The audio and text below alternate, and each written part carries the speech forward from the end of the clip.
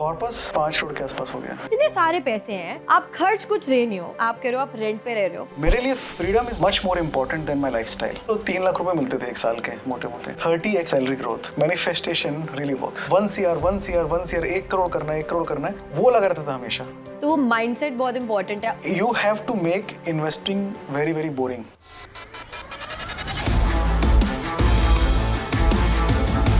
तो क्योंकि आप अपनी डॉटर के लिए अभी से सेव कर रहे हो, like she is 2 years old, उनका कॉर्पस तो आई एम अज्यूमिंग आपसे भी ज्यादा होगा। आई got her pan card and demat account, और 8वें साल से मुझे हर साल डॉटर के नाम से पैसे आने लगेंगे। तब क्योंकि आपका कॉर्पस इतना बड़ा है, आप अपनी फैमिली के लिए भी इन्वेस्टमेंट्स कर रहे हो, तो इसका मतलब आप टैक्सेस तो काफी हैवी पे करते होगे। हाँ करता हूँ, बट एक तरीका है मेरे पास जो कि टैक्स सेव करने में हेल्प करता है।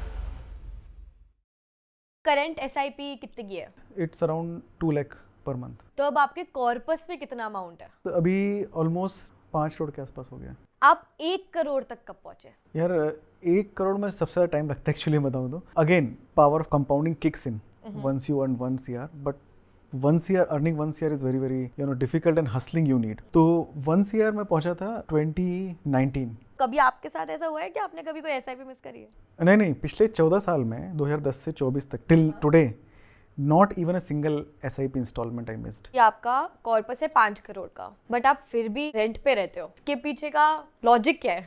मेरा एक घर है पुणे में, खुद का घर है मेरा, ओन्ड हाउस है, और अभी मैं जहाँ रहता हूँ वो रेंट वाला हाउस है। तो जो मेरा घर है वो मेरी जो वर्क प्लेस है, ऑफिस, उससे बहुत दूर है।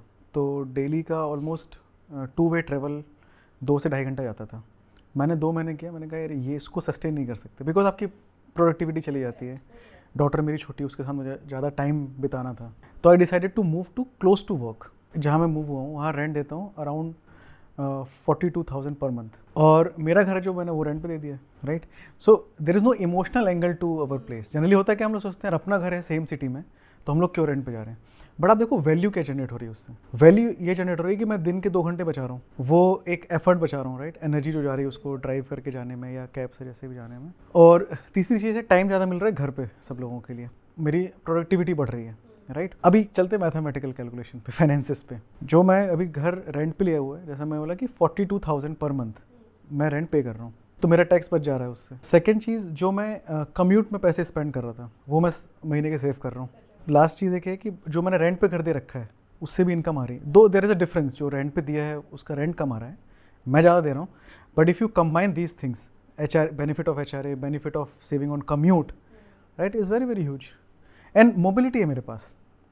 और मैं अपने घर में तो मैं कंस्टेंट था कि इसी के बीच में रहना, यहीं रहना है, बट अभी मैंने बड़ा घर रेंट पे ले रखा है। और मैंने बहुत से लोगों से बात की, right, people who want flexibility in life, right, they always go for rent near their work place. I know कि बाहर आगे जाके शायद बहुत ज़्यादा स्विच नहीं कर सकता, बट मैं जिस फेज़ में हूँ लाइफ में अभी, I want more flexibility, more time with my family and with my profession.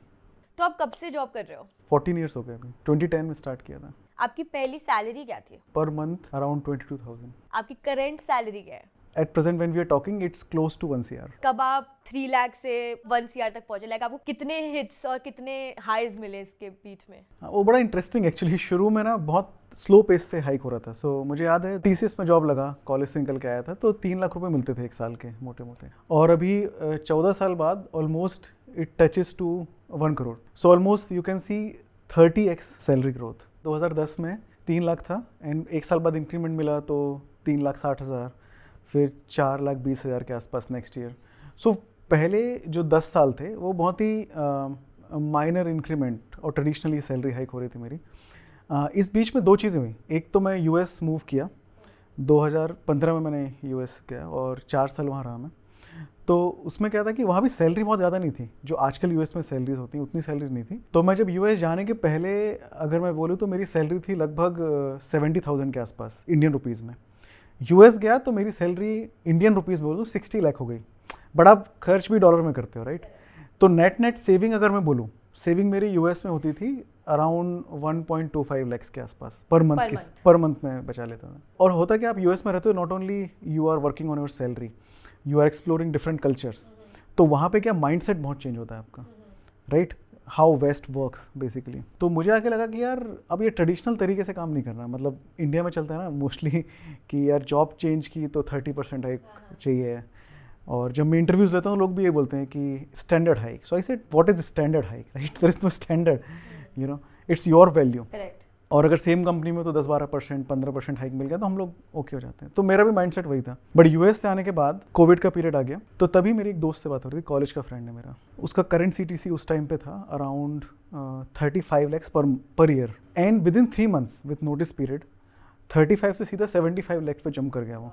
अच्छा, ये मैंने कभी सुना नहीं था, मतलब राइट, हम लोग सोचते हैं 30% हाइक तो 45-42 should be fine from 35। But जब उसने जंप किया और उसने मुझे सब शेयर किया ये, तो उसमें दिमाग बत्ती चल गई एकदम कि यार ये हो सकता है, मतलब लोग करते हैं, इंडिया में रह के करते हैं। तो पहला माइंडसेट चेंज हुआ, and then I started working on the skill set. So I was earning around 35 lakhs per year, and then I got jump into this job around 3x, which made me earn around close to CR. तब जैसे आपने mention किया कि आपका approx 3 lakh per annum का package था back in 2010 और आज 2024 में अप्रॉक्सीमेटली 1 CR आपने टच कर लिया।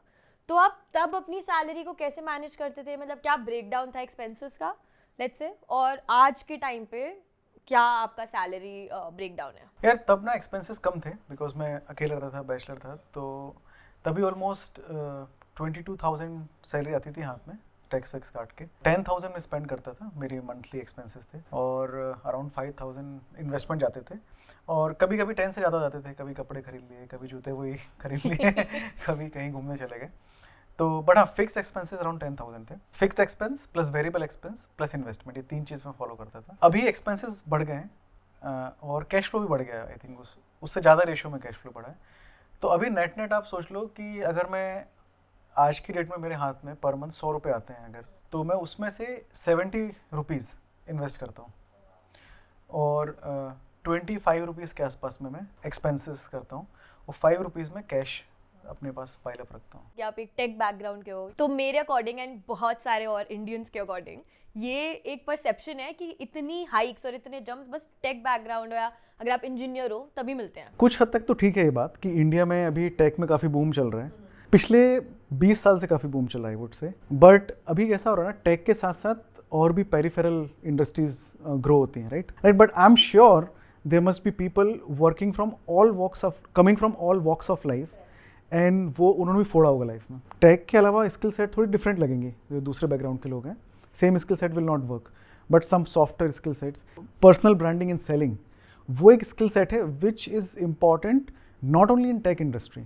बट एनी इंडस्ट्री, वो आपको मास्टर करनी पड़ेगी। तब क्योंकि आपका कॉर्पस इतना बड़ा है, आप अपनी फैमिली के लिए भी इन्वेस्टमेंट्स कर रहे हो, तो इसका मतलब आप टैक्सेस तो काफ़ी हैवी पे करते होगे। हाँ करता हूँ, बट एक तरीका है मेरे पास जो कि टैक्स सेव करने में हेल्प करता है। मैं ऑलरेडी आता हूँ हाई टैक्स ब्रैकेट में विच इज़ 30%, बट उसमें क्या कर सकते हो, अब इसमें जो मैं कॉर्पस जनरेट कर रहा हूँ उस इंटरेस्ट या उस कैपिटल गेन पे मुझे टैक्स ना देना पड़े, इसके लिए ना फैमिली मेम्बर्स बहुत मदद कर सकते हैं आपकी। जैसे मैं बताऊँ, मेरी फैमिली में मेरी डॉटर का पैन कार्ड है, मेरी वाइफ का पैन कार्ड है, मेरी मदर हुई सीनियर सिटीजन उनका भी पैन कार्ड है, और मैं बताऊँ आपको मेरी grandmother she is no more but उनका भी पैन कार्ड था, she was not earning any money. Number of tax paying entity आप अपने घर में बढ़ा लोगे तो वो टैक्स डिवाइड हो जाता है सब में। तो आपने पहली जॉब की पहली सैलरी से अपनी SIP शुरू करी, तो आपको कैसे पता था इस सब के बारे में? My father used to work in State Bank of India, तभी वो ना स्टॉक मार्केट में भी कभी कभी, उस टाइम इतना इजी नहीं था स्टॉक ट्रेड करना, right, you have to go to broker office, और फिजिकल शेयर्स होते थे, राइट, शेयर सर्टिफिकेट बेचने होते थे। तो my father used to take me to broker's office, तो मेरे को थोड़ी थोड़ी मेमोरी होती थी कि अच्छा शेयर कुछ होता है, उसमें रिवेन्यू स्टैंप लगा के बेचते हैं उसको इतना मुझे पता था। एंड वो न्यूज़ देखते तभी, दूरदर्शन में एक न्यूज़ आती थी शाम को 8 बजे के आसपास, शेयर मार्केट की खबरें, तो उसमें एक ना बड़ी फैसिनेटिंग लगता था मुझे, एक बिल्डिंग दिखाते थे दलाल स्ट्रीट पे, BSc की बिल्डिंग है वो। जब जॉब लगी मुंबई में मेरी, तो मुझे था सबसे पहले, मुझे जैसे ही कोई वीकेंड छुट्टी आएगी मेरे को दलाल स्ट्रीट जरूर जाना। And you no I believe in manifestation. Coincidentally जब मैं दलाल स्ट्रीट पे गया वो BSc की बिल्डिंग में, सिर्फ देखने गया था मैं, लकीली वहाँ पे एक फाइनेंस का कोई सेमिनार चल रहा था किसी कंपनी का, तो वहाँ पे देखा कुछ लोग बात कर रहे थे SIP, SIP, systematic investment plan, और बार बार वही बात किए जा रहे थे। और बीइंग अ 22 ईयर ओल्ड मैंने पूछ लिया यार कि क्या होता है ये लोगों से बाद में, तो उन्होंने बताया कि तुम अभी स्टार्ट कर दोगे तो 15 साल में ये फ़ायदा हो जाएगा, 10 साल में ऐसा, तो मुझे लगा कुछ तो स्कीम बेच रहे हैं यहाँ पे तो मैंने कहा ये सब नहीं करना अपने को, बट वो बात मेरे मन में रह गई। तो जब मैंने एक्सप्लोर किया तो मुझे लगा यार ये बड़ा ही सही इंस्ट्रूमेंट है, मतलब आपको डायरेक्ट शेयर नहीं समझ में आ रहा कौन सा खरीदना है, तो आप किसी फंड मैनेजर को पैसे दे दो और उसे खरीद लो, बट उस टाइम इतना ईजी नहीं था वो। तो फिर अब जैसे कि आपके फादर के थ्रू लेट्स से आपको पता लगा इस वर्ल्ड के बारे में, SIP वर्ल्ड, इन्वेस्टमेंट, फाइनेंसेस। तो वैसे ही आपकी डॉटर जैसे कि 2 साल की है, तो आगे उसके फ्यूचर के लिए क्या इन्वेस्टमेंट्स कर रखी हैं आपने? 3 चीज़ें मैंने चालू कर दी उसके लिए। When she turn 1 month old, मैंने उसका बैंक अकाउंट खुलवा लिया, बर्थ सर्टिफिकेट बनवा लिया, बैंक अकाउंट खुल गया, और तभी मैंने उसका एक डेट इंस्ट्रूमेंट, जो कि सुकन्या समृद्धि योजना, भारत में गवर्नमेंट बैक्ड स्कीम है, वो मैंने चालू कर दिया उसका, जो कि 18 साल की जब डॉटर होगी मेरी तब मैच्योर होगी है, then she will get some lump sum amount. और दूसरी चीज़ मैंने उसके लिए चालू की SIP। So I got her pan card created and demat account. अभी पर मंथ का 30,000 इन्वेस्ट करता हूँ मैं डॉटर की SIP में। दूसरी चीज़ मैंने स्टार्ट की है एक money back scheme. I took it from one nationalise bank. इतना ज़बरदस्त कॉन्सेप्ट है उसका। आप अभी के साल में, जैसे I am 36, I told you right, अभी आई कैन वर्क, सब कुछ सही चल रहा है, जॉब सही चल रही है, होप कुछ टाइम तक चलती जाएगी, तो मुझे लगता है कि अभी जितना इन्वेस्टमेंट कर दो और बाद का इंटरेस्ट रेट लॉक कर दो फॉर लॉन्ग टाइम। तो मनी बैक स्कीम में मैंने ये किया हुआ है कि मैं 7 साल तक पैसे दूंगा और 8वें साल से मुझे हर साल डॉटर के नाम से पैसे आने लगेंगे, तो वो उसको कैश फ्लो मैनेज करने में काम आएंगे, उसकी education, other activities, pocket money, right. तो उसका डीमैट अकाउंट, पैन कार्ड, ये सारा जो प्रोसेस आपने हर स्कीम के लिए किया, वो लाइक इजी था बिकॉज शी इज अंडर 18? आपको 4 चीज़ें चाहिए उसके लिए। पहला बर्थ सर्टिफिकेट, सब बनवाते हैं बच्चों का, बट इसमें भी बहुत लोग डिले कर देते हैं कि बनवा लेंगे, देखेंगे अभी क्या ज़रूरत है, बट मैं कह रहा हूँ कि उससे सारी चीज़ें लिंक है। तो बर्थ सर्टिफिकेट बनवा लिया, फिर बैंक अकाउंट खुल गया, फिर सब कुछ ऑनलाइन है। डीमैट खोलना है, 20 मिनट में खुल जाता है डीमैट। तो अब क्योंकि आप अपनी डॉटर के लिए अभी से सेव कर रहे हो, like she is 2 years old, और आप 30,000 की SIP उनकी अलग से चल रही है, तो जब तक वो 20 की हो जाएगी, ग्रेजुएशन खत्म भी होने वाली होगी, तब तक उनका कॉर्पस तो आई एम अज्यूमिंग आपसे भी ज़्यादा होगा।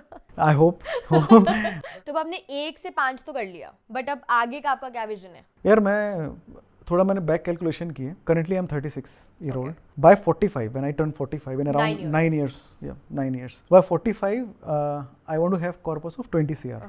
And one interesting thing I want to achieve by 50, I call it 50 by 50. तो 50 करोड़ का कॉर्पस चाहिए मुझे by I turn 50. तो अगर हम देखें तो बेसिकली आप एवरी 5 साल में अपने पैसे डबल कर रहे हो। 50 में 50 करोड़, 55 में 100, 60 में 200, 65 में 400, 800, फिर छोड़ देते हैं। अब इतने सारे पैसे हैं, आप खर्च कुछ रहे नहीं हो। पुणे में आपका घर है, लेकिन आप फिर भी रेंट पे ही रह रहे हो अभी।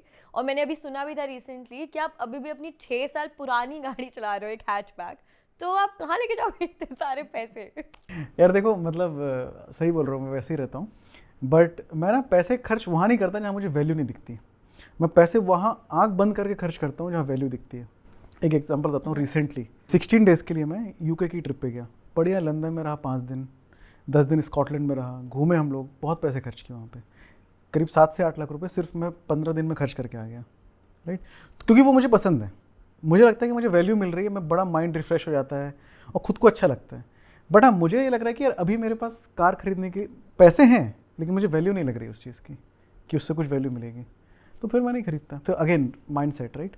You always do not earn to spend, that's how you should be thinking. So मैं बता रहा हूँ आपको बहुत अच्छी स्टोरी कि 1970 के आसपास एक न्यूज़पेपर में एड थी किसी वेल्थ मैनेजमेंट कंपनी की, एंड इतना सही आर्टिकल है वो, it motivates me till date.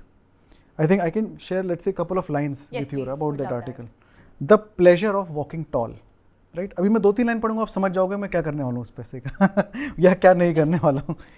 So this says your savings, believe it और not, affects the way you stand, the way you walk, the tone of your voice, in short, your physical well-being and self-confidence. So true. A man without saving is always running. He must take a first job offered or nearly so. तो और भी आगे लंबा है, मैं ये share कर दूंगा, आप पढ़ सकते हैं। तो वो पैसा कमाना सिर्फ उद्देश्य नहीं, खर्च ही करना है, राइट। उससे जो कॉन्फिडेंस आपको आता है, एंड मैं एक चीज़ पे बिलीव करता हूँ कि मेरे लिए, सबके लिए अलग अलग हो सकता है, मैं नहीं बोल सबके लिए सेम होगा, मेरे लिए freedom is much more important than my lifestyle. उसके लिए मैं कोई EMI अपने सिर पे नहीं लिया मैंने अभी I am completely debt free.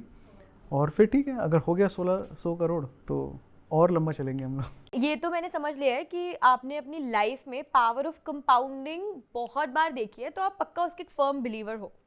But वैसे ही आपने मेंशन किया अभी मैनिफेस्टेशन के बारे में भी, तो आप जेन्युइनली पावर ऑफ मैनिफेस्टेशन में बिलीव करते हो? लाइक आपके साथ कभी कुछ ऐसा हुआ? ओ कम्प्लीटली, मैनिफेस्टेशन रियली वर्क्स। तो मैं पहले काफ़ी सोचता रहता था कि यार ये मेरी नहीं हो सकती, मतलब सैलरी हाइक होती लोगों की, बट मैं सोचता था यार कि होना चाहिए ये। तो बार बार मन में वही घूमता रहता था कि क्योंकि सब कुछ था कैश फ्लो कैसे बढ़ेगा, राइट। तो बार बार सोचता था यार ये कैसे होती होगी, कैसे होती होगी, कैसे होती होगी। And within some time when it happened, जो वो फर्स्ट टाइम मुझे मतलब लगा कि यार ये पावर ऑफ मैनिफेस्टेशन है। Secondly podcast, right. So I am big fan of podcast. मैं बहुत सारे पॉडकास्ट पिछले 2 साल से देखते आ रहा हूँ, इस और not I think more than that, Covid के टाइम से। तो मेरे को लगता था यार ये पॉडकास्ट कैसे होता होगा, लोग कैसे बात करते हैं, क्या करते हैं, कभी ऐसा होगा कि मैं अपनी स्टोरी शेयर कर पाऊंगा। Here you are. And that's what we are doing right now, right. Right. एक चीज़ और होती है कि हाउ मैनिफेस्टेशन वर्क्स। आप कुछ चीज़ को सोच लेते हो पहले और इतना ज़्यादा सोचते जाते हो उस चीज़ के बारे में, और आप यहाँ तक सोच लेते हो कि ये चीज़ अचीव हो गई है। एक और लास्ट चीज़ बताता हूँ, एक और मैनिफेस्टेशन की। मिडिल क्लास फैमिली से आते हैं तो crore is very very like big money for us, right. तो मुझे लगता था यार कि पहले मैंने जॉब स्टार्ट की थी, मैं सोचता था लाइफ में लास्ट मतलब मरते वक्त मेरे पास 1 करोड़ रुपये होगा कभी कि नहीं होगा।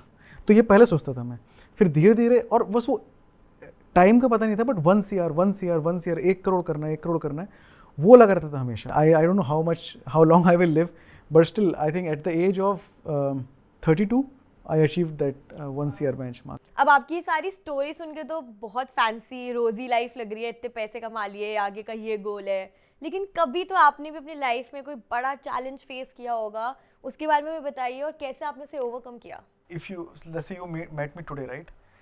You cannot imagine what kind of personality I had when I was growing up, right? I was very shy, very very conservative, और मैं ना बहुत छोटी सी जगह से बिलोंग करता हूँ। मतलब एमपी में एक छोटा सा टाउन है, वहाँ से मैंने स्कूलिंग की अपनी, Hindi medium state board school में मैंने पढ़ाई करी।